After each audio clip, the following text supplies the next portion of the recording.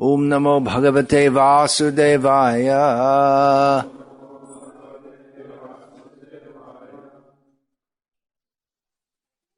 Om Namo Bhagavate Vasudevaya. Om Namo Bhagavate Vasudevaya.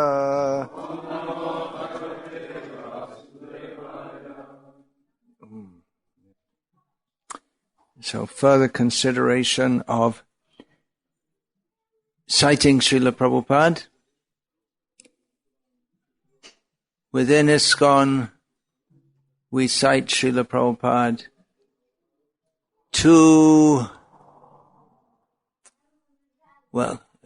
particularly when we're trying to make a point, we cite Srila Prabhupada to give authority to that point. Different devotees have different opinions on different issues. Their opinions may be derived from Srila Prabhupada's teachings, or it may be a mixture of Srila Prabhupada's teachings and their own outlook and their own desires. And it can be that Srila Prabhupada's quotes are used to promote someone's own agenda or how they think things should be.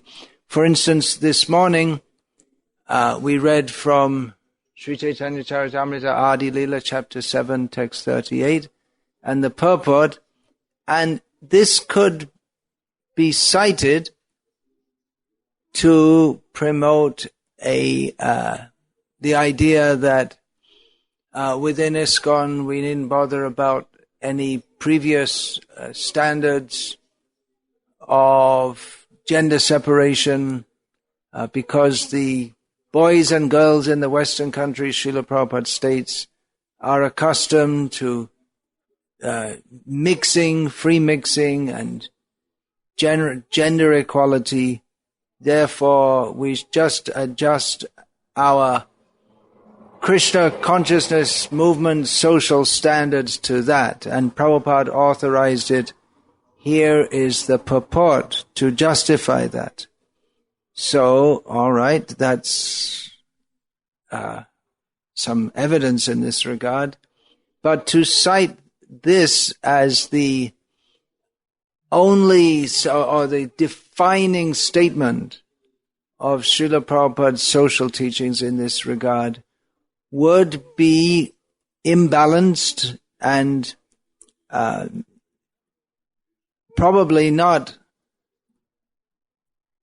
representing or attempting to represent Srila Prabhupada exactly, rather to take some of Srila Prabhupada's teachings to promote a certain agenda that we prefer, because there are so many other statements from which we can understand that Srila Prabhupada did not at all approve of the modern liberal ethos in which men and women mix very freely, and that he wanted to, via the Krishna consciousness movement, apart from teaching the pure nature of the soul and how to act in that relationship, or the pure nature of the soul being the relationship between the soul and Krishna.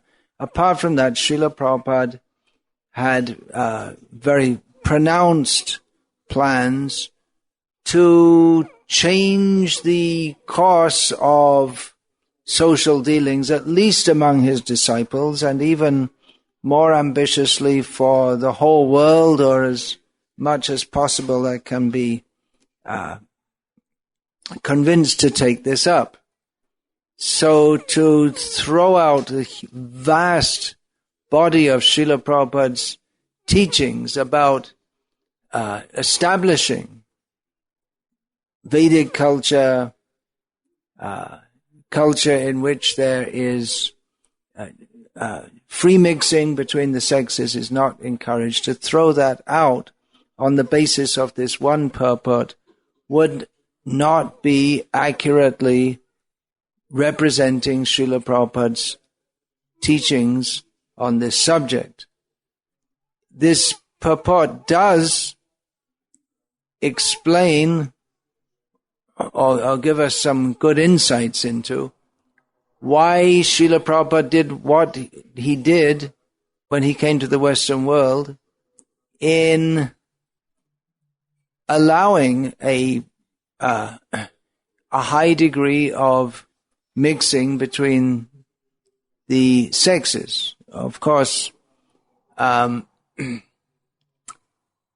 outsiders, for the average Western person's outsider point of view, there's not a high degree of mixing between our devotees. For instance, here in this assembly, the male devotees are sitting on one side and the female devotees on another side. And that would be noticed by many people in the modern society. I don't know, in Croatia, normally that doesn't happen in any societies. In the churches still, does anyone have any idea what goes in the church? They're still separated, I see, in the Catholic churches in Croatia.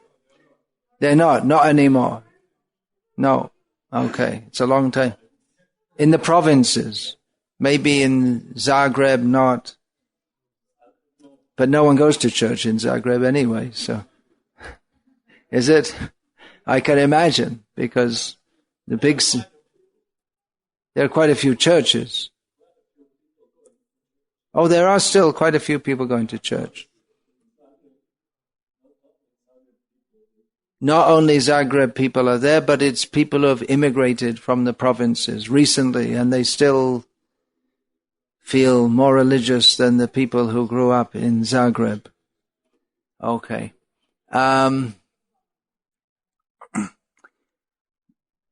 in any secular function, there's no question.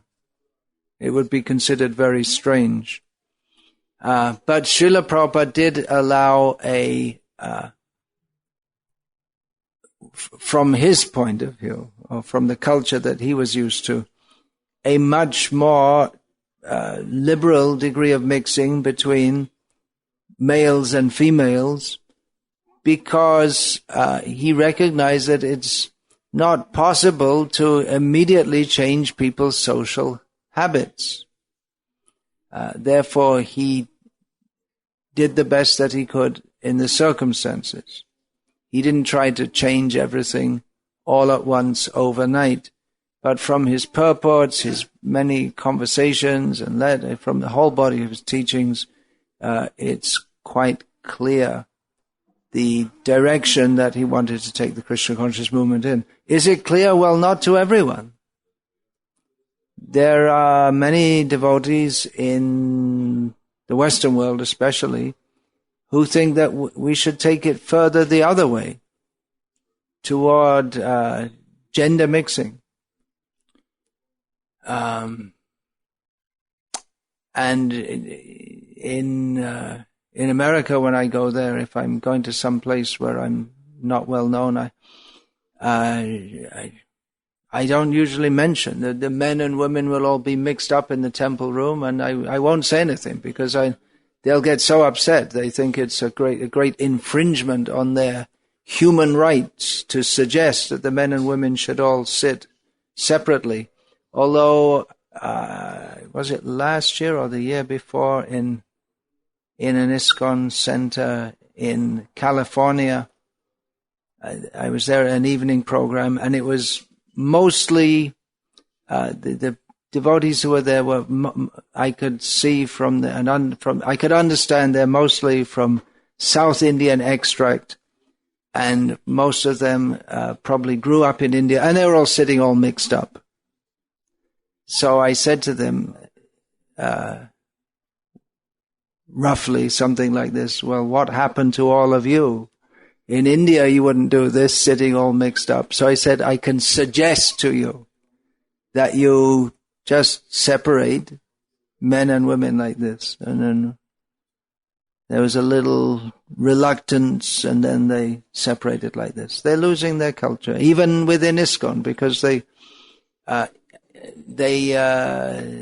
under the influence of the Western devotees, they think that it's more spiritual to sit all together because we don't see the body.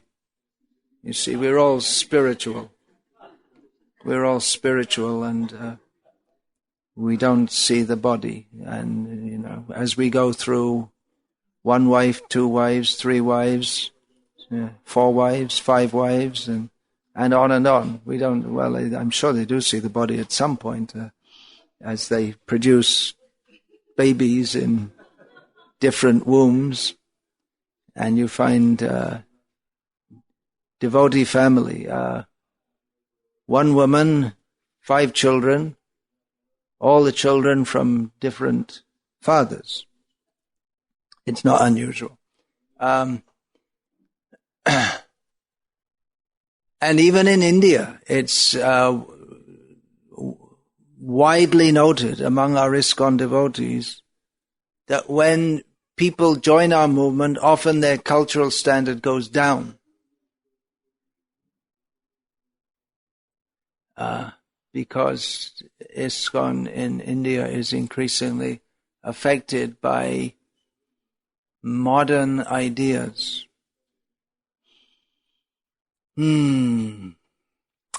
So, to quote this purport, without taking into regard. Was this started, by the way? I don't think so.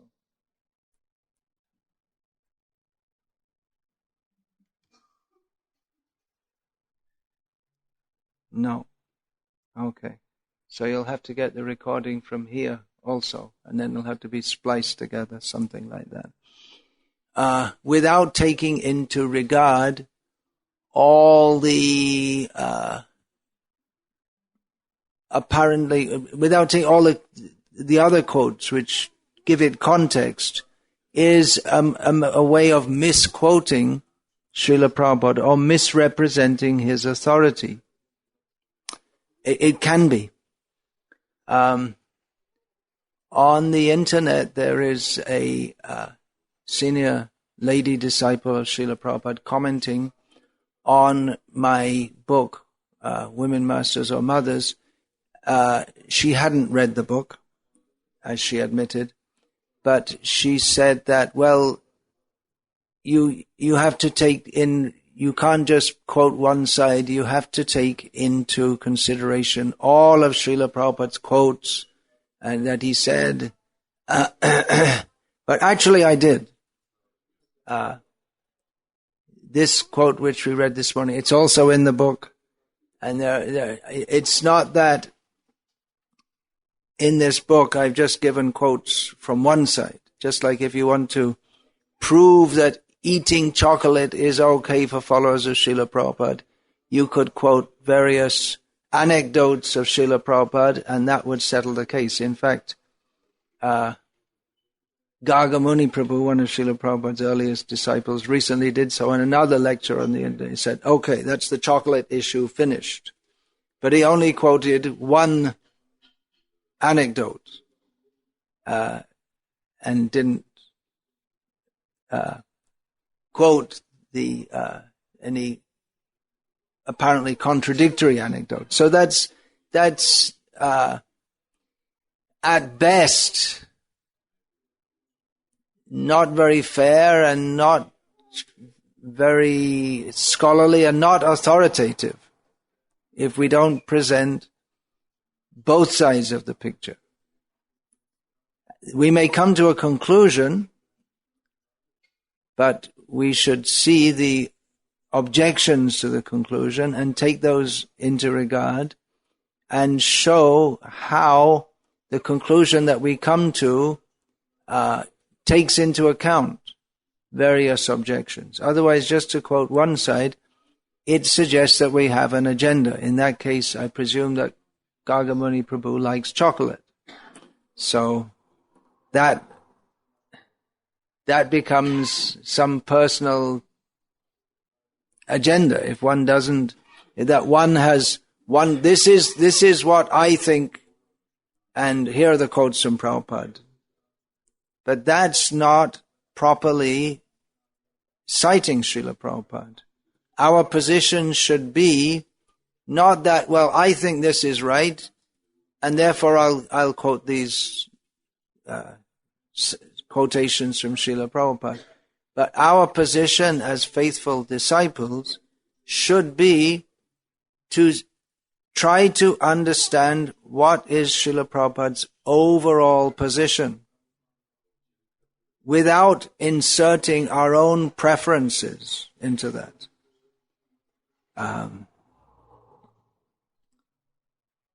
Other considerations may be there also, apart from what Srila Prabhupada said. There may be other considerations. Does that sound proper? Maybe not. We should only follow what Srila Prabhupada said, isn't it? Well, other considerations, guru, sadhu, shastra, we could say. But even apart from that, another consideration could be public opinion. Well, why should we take public opinion into account? That could be a consideration. Or it could be cited as a possible consideration. For instance, if we see that Srila Prabhupada, as he writes in one purport, we are in favor of polygamy. So on principle, Srila Prabhupada was in favor of that, but when he was informed that the American public is very much against polygamy, then Srila Prabhupada said, we should not try to introduce it into our society. That's one reason for not doing it. Another reason, he thought that certain devotees might take advantage of that for sexual license. Although you don't, in the modern world, you don't need polygamy to sow your wild oats here and there and everywhere. In other words, to have free sex here and there and everywhere. So that may be, sometimes we hear Srila Prabhupada said that Srila Prabhupada said such and such at that time, but now the world has changed and we should consider what Srila Prabhupada would say now, which is possibly a valid argument. It could be a somewhat dangerous one, because then we set ourselves up as the authority. But to some extent, well, that has to be. And that is another reason why Ritvikism is bogus, because acharyas, they present Krishna consciousness according to time, place, and circumstance, as we read in the purport this morning, and different situations change. And even within the world today, there are different situations. Would we change Srila Prabhupada's books at the behest of a government? Would we do that? Well, I hope we'd say no. But what about this one? That, as I was told, the government of one major country of the world, highly prominent country in the world, they had one scholar go through all of Srila Prabhupada's books to see whether they're suitable for printing in that country, because in that country there's no in that culture there's no concept of freedom of speech or any such thing, and they don't have to kowtow to America because they're powerful enough not to. So the scholar who went through the book said, okay, you can print them, but take out all these references to demoniac governments, because their government's demoniac, I presume.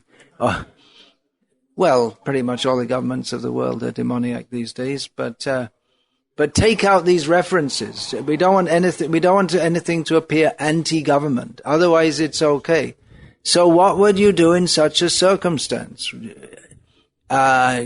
don't want to edit or censor Srila Prabhupada's books or any of his statements, but if there's a choice between having them approved for distribution and it can be freely distributed if the remarks that the government authorities feel would be taken by the readers that these remarks would incite adverse feelings against the government among the readers, so we leave them out. Otherwise, you can print them underground and try and distribute them and be tortured and persecuted.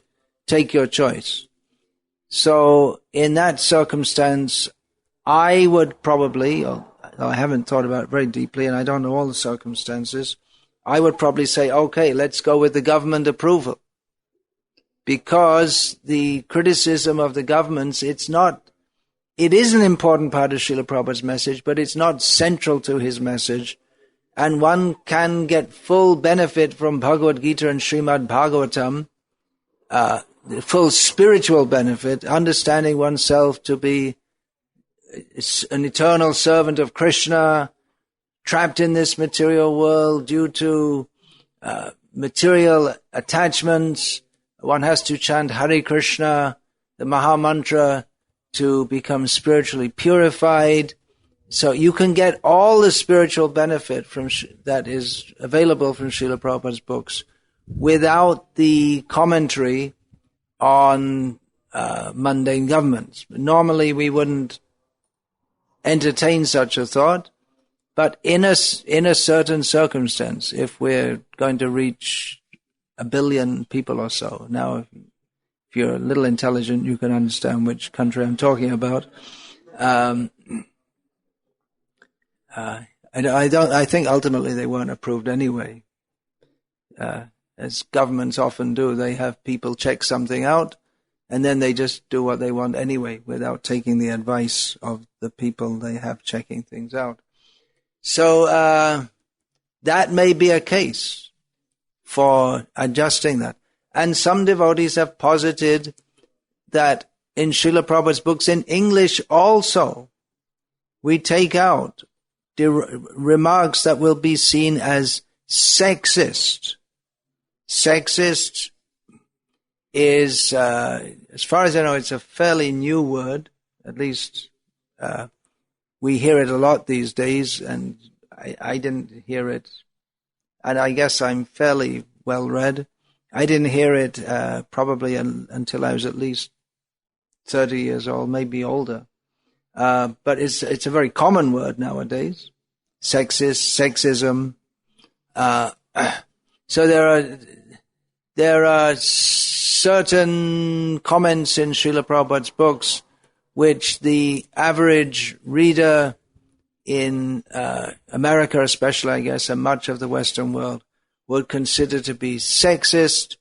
And sexism, it's got there's such a bad feeling associated with that. To be a sexist is, to call a person a sexist, it's about on the level of calling them a Nazi.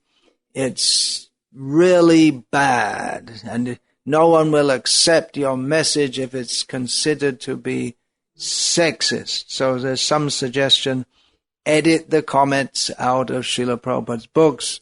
You won't lose anything substantial as far as the spiritual message is concerned, and people will accept it more easily. So is that on the same level as the government quotes? Seems to be the same kind of argument. There is a significant difference, though.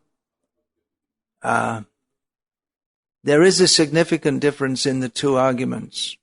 One significant difference is that so far we have the freedom to distribute Srila Prabhupada's books without any such editing in the Western world, so far. There was an attempt about 3 years ago in one city in Russia to ban the distribution of Srila Prabhupada's Bhagavad Gita as it is because of its sexist, racist, etc. statements. But a difference is that within the Vedic literature, especially not all the Vedic literature, but in the literature which is meant for transcendentalists, and definitely in the Srimad Bhagavatam, there are statements which would be considered sexist by people today. There is a warning that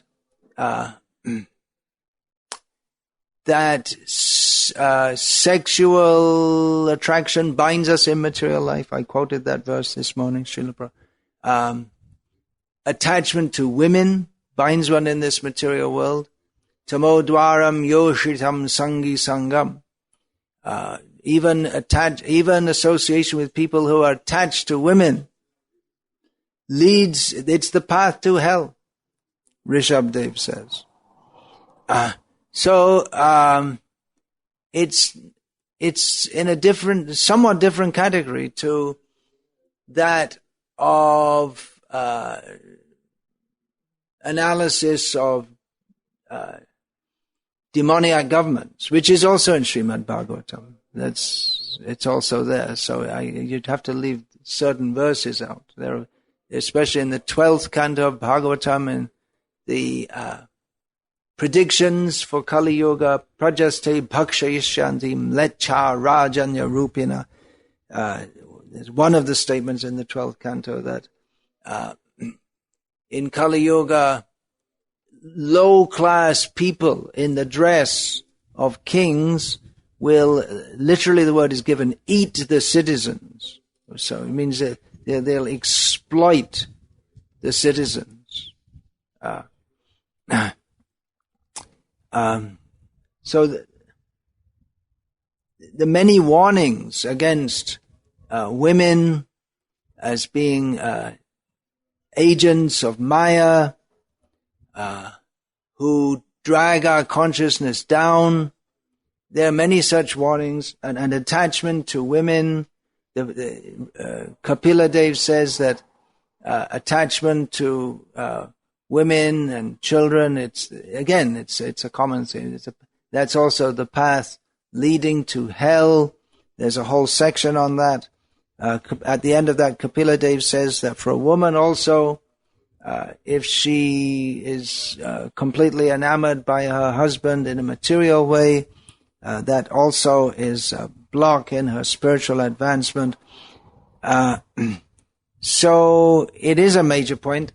Another point is that within Vedic society, women have a generally socially subordinate or subdued role, which is very much, that's also considered highly sexist.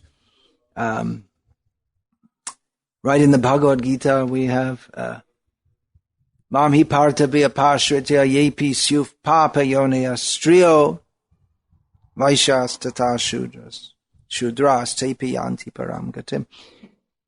Krishna gives what might be considered a patronizing statements. Well, even sinful people like women, they can also come to me. So, and then after that comes the next verse. What is the next verse after that? Bhakta Raja Shayastata. What is that? What is it? He speaks about the Brahmins and the Kshatriyas. King Puna Brahmana Punya Bhakta Raja Shayastata Anityamasukham Logam Imam Prapya Bhajasvama. Then what to speak of the pious Brahmins and saintly kings, my devotees? Certainly they, if they worship me in this temporary, miserable world, they will come to me. So it ascribes a lower status to the women, Vaishyas, and Shudras. There is a problem with editing out statements within Srila Prabhupada's books that would not be pleasing to the public. It could be an advantage also in as much as we could distribute sets of Bhagavatams much more cheaply if we edited out all the unpopular statements. The volume of the book would decrease radically. There wouldn't be much left. And also it would therefore fail to fulfill the function of distinguishing illusion from reality for the welfare of all. And who's to say what's popular with who and what and why and when? Then we have to go around making polls because some people in the Western world might agree with some of the things we say and some of them might disagree. In the Western world, especially in America, where a lot of the cultural noise comes from,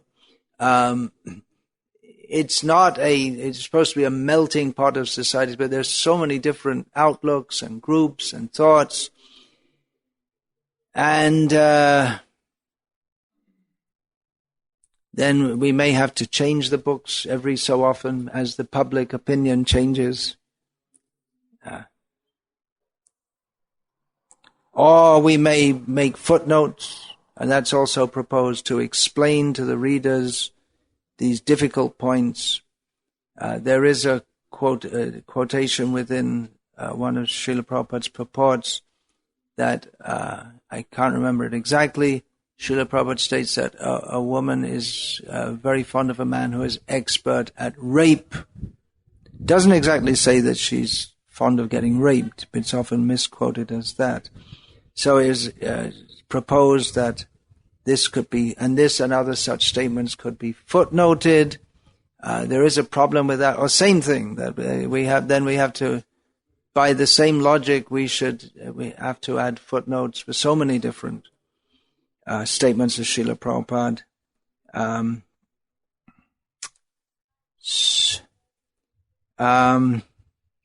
What do we do with all of this?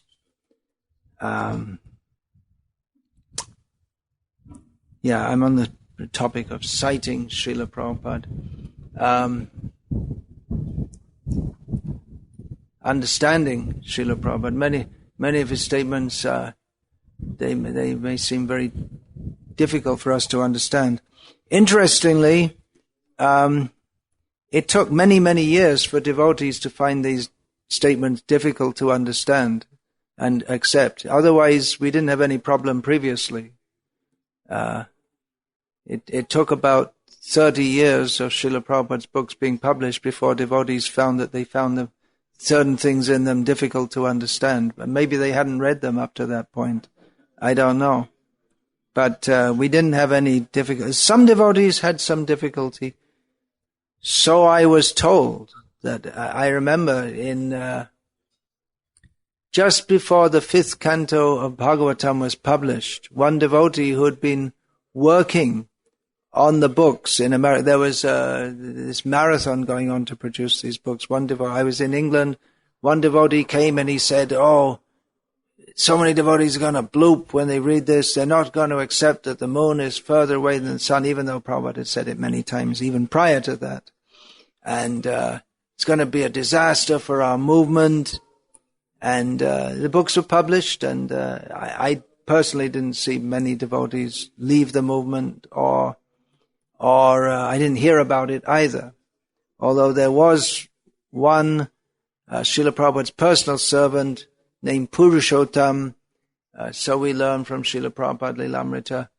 He was all excited that now we, the Americans, are conquering space. We are going to the moon, and Srila Prabhupada is sitting in front of, he was watching the moon landing on TV, making jokes about it. Srila Prabhupada said, so I can't remember exactly what Prabhupada said. Is it Arizona or is it Nevada? These are two desert states in America, which is said to look like the moon. And so Purushottam left Prabhupada saying that, I can't accept. We went to the moon. It's a matter of great national pride.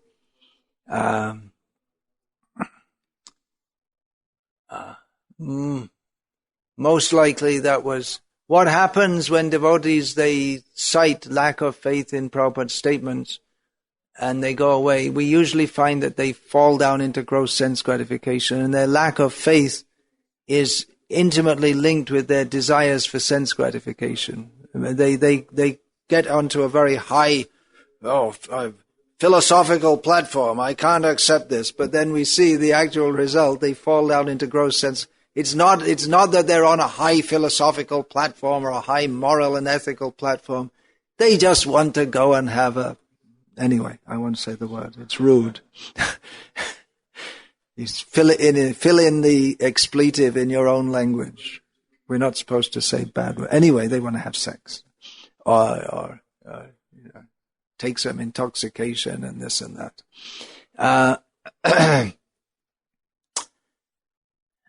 Srila Prabhupada's books are a tremendous challenge to the modern society in every way. Apart from not very indirectly calling all the people of the world today cats and dogs. He's directly and indirectly, which sometimes I think it's a great insult to the cats and the dogs to say that, because the humans are more degraded. Apart from that, but the whole world view, even the fact of reincarnation, it's a great challenge to the whole Western civilization, because if it's accepted as a fact, which it is, and even if we take that with modern scientific methods of investigation, there's so much good evidence that reincarnation is a fact. That means that the whole Western civilization got their whole philosophy wrong since 2,000 or more years. Christianity got it all wrong. Islam got it all wrong. It's a tremendous challenge. What to speak of the whole idea of civilization based on sense gratification? It's all misleading. We might think that there might be a few saints, either Christian or some Indian sadhus, who want to go away and give up sense gratification and just be austere. But Srila Prabhupada gives the idea that, of course, it's coming from Shastra, that every human being should live for the purpose of self-realization and not for sense gratification. It's a tremendous challenge. So, I'm getting a bit off the topic here. The topic is quoting Srila Prabhupada and misquoting him. One way of misquoting him is to give a quote on a topic which is only one quote, and not giving the whole body of quotes. There may be one just on the chocolate issue, the great burning issue. I don't eat chocolate, and I don't recommend it either. I don't see how it helps anyone's Krishna consciousness to eat chocolate. But at the same time, I don't find that it's such a major issue that we have to. And we've got more important things. If someone needs to eat chocolate, okay, you go and eat chocolate. You may not go back to Godhead, because as far as I heard from Krishna's diet, chocolate's not one of the items. So it may be, I'll stay forever in this material world, birth after birth, and serve Krishna here, because I don't like it in Vaikuntha. There's no chocolate. You may end up in that situation. It might be, but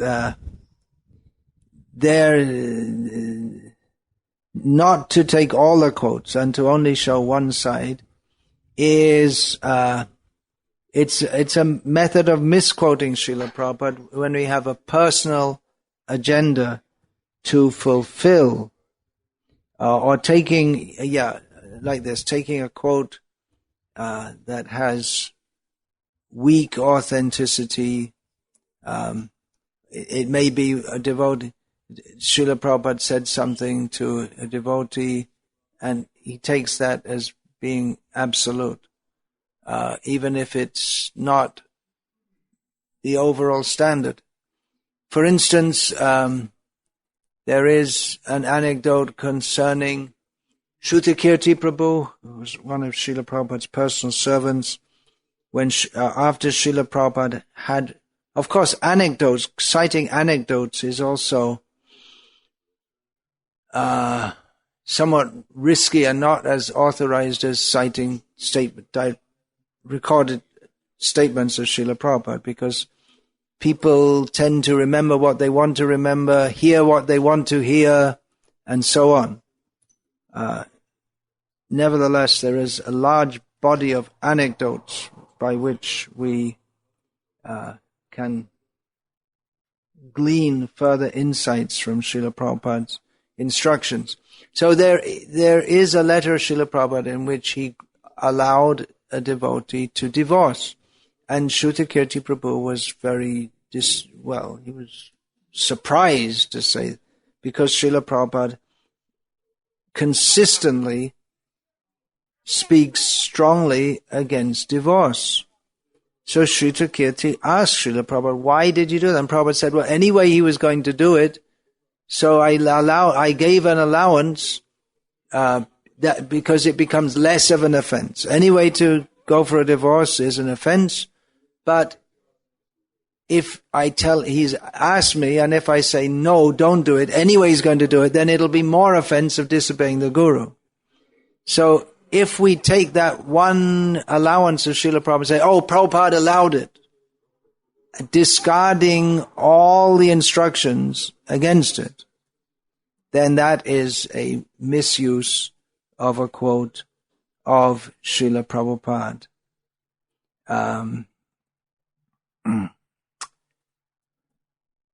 One common quotation, or there are many quotations from Srila Prabhupada in which he says that ISKCON devotees should follow their temple authorities, the temple president, the GBC, and so on. This can also be misused by those who are in those positions.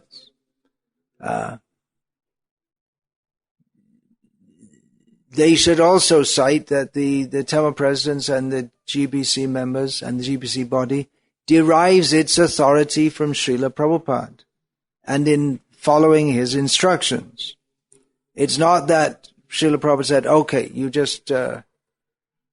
should do what the temple president says. Just like you may say to a child, well, do whatever your mother says. And if the mother says, well, slit your throat, should you follow? Or slit someone else's throat, should you follow? Well, then the mother may say, actually, it's slit the chicken's throat. It's really. Nowadays, people don't kill animals themselves, but probably around here they do, in this area.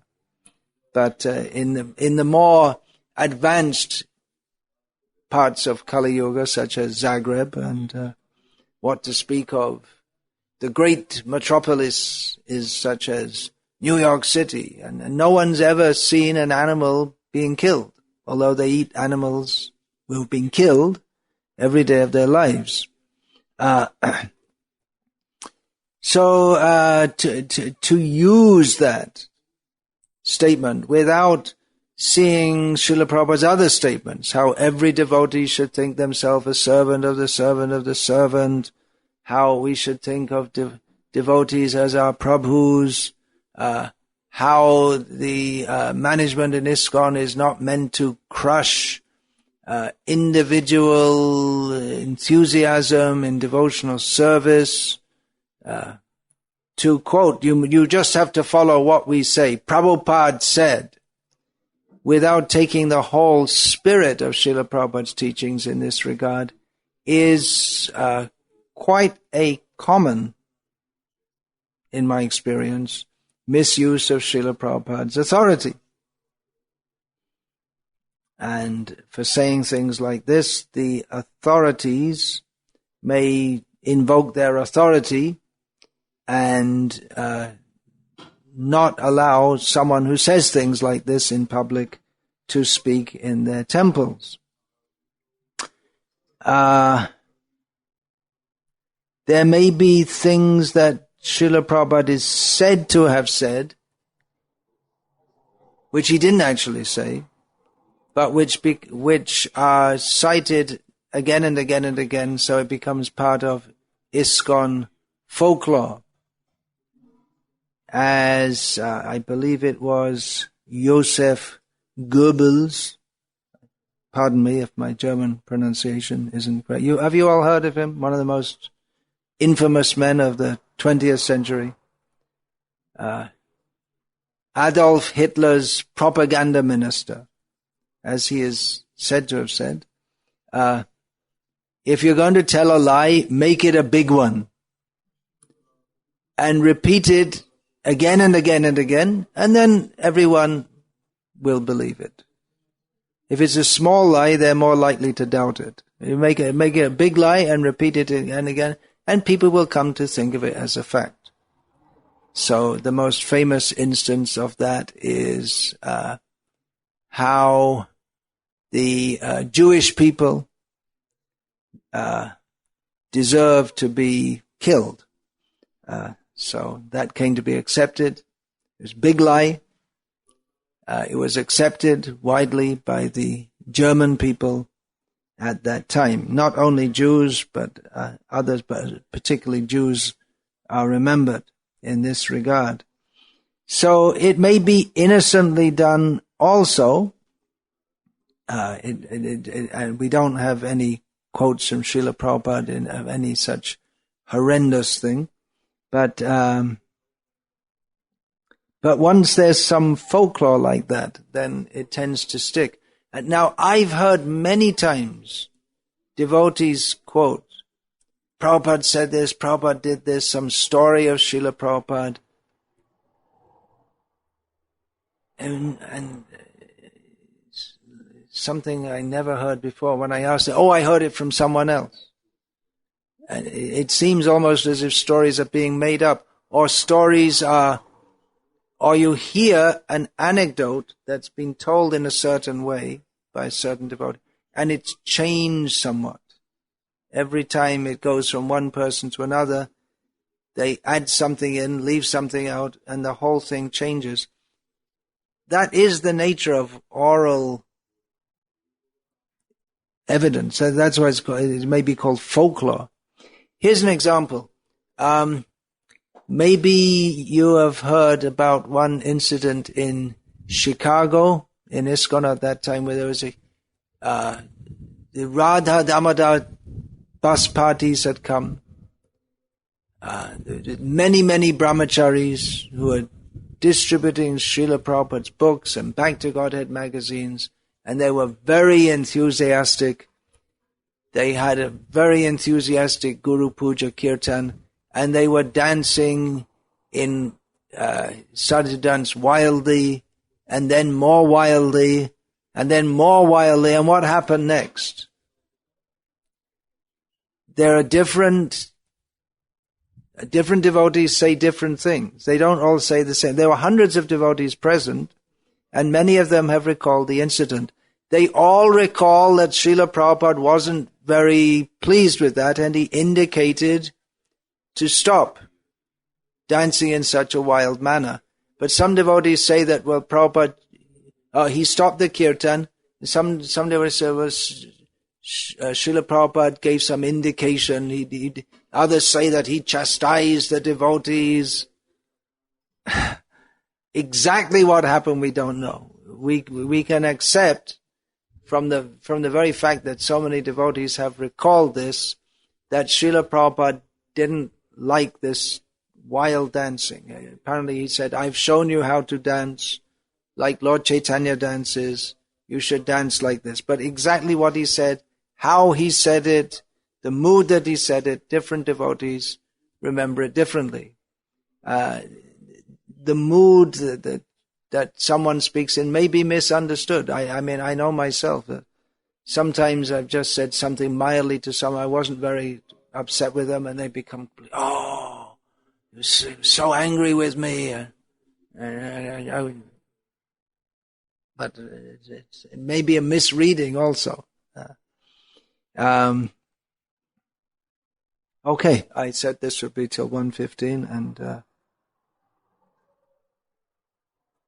I can just wrap up that point, that although the oral tradition of anecdotes of Srila Prabhupada can be a valuable guide to Srila Prabhupada's instructions on various issues, it's not as authoritative as his writings. And in fact, Srila Prabhupada wrote in one letter, "Don't accept anything I said unless it's in writing." But we do tend to do so because there are many points which Srila Prabhupada did instruct verbally. So again, you may be becoming more and more confused by all this. How do we know what Prabhupada wanted? Read his books. That's what he said to do. If you want to know me, read my books. And then with those who read the books, they may come to different ideas, as William Blake, who was an English mystic Christian, he wrote, "We both read the Bible day and night, but where you see black, I see white." Then we have, did you follow that? Can you understand what that means? Yeah, okay. Of course, there is black and white on the page, both. So then what do we do? The conclusion again and again is, know what is in Srila Prabhupada's books. Don't, if someone says something, well, ask them, well, is that, as Srila Prabhupada himself writes in his introduction to Sri Ishopanishad, which is What Are the Vedas? A speech he gave in London, which was transcribed, edited, and made the introduction to his commentary on Sri Ishopanishad. He wrote that in India, if someone says something to someone else, someone may challenge, "Oh, you're saying that to me? Is there Vedic evidence? Is this a Vedic injunction that I have to do what you have to say?" So we should go to the Vedic evidence, Vedic Guru, Sadhu, and Shastra. The center is Shastra. We have to see that through the teachings of the Guru. Srila Prabhupada is the founder, Acharya. His teachings are what our lives are based on. If there are differences of understanding and interpretation, then we can apply our intelligence and take guidance from those who are studying these teachings seriously over many years, who have made it their life and soul, the very meaning of their life. If then still we find there are differences, then we simply have to pray to Krishna to guide me to that guide who can guide me in a way that is in accordance with Srila Prabhupada's teachings. And how will we understand that? Bhakti pareshanubhavo, viraktiranyatra.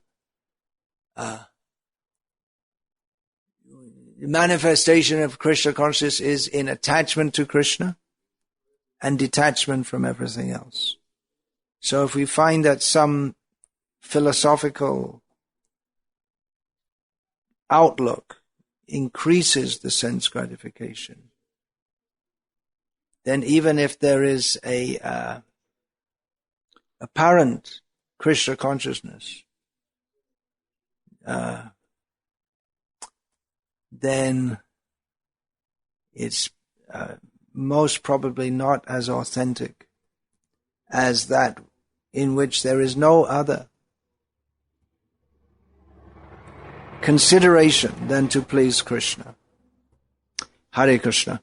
I'm not taking questions on this now. I'll try and get through all of this before we leave, before I leave and you leave.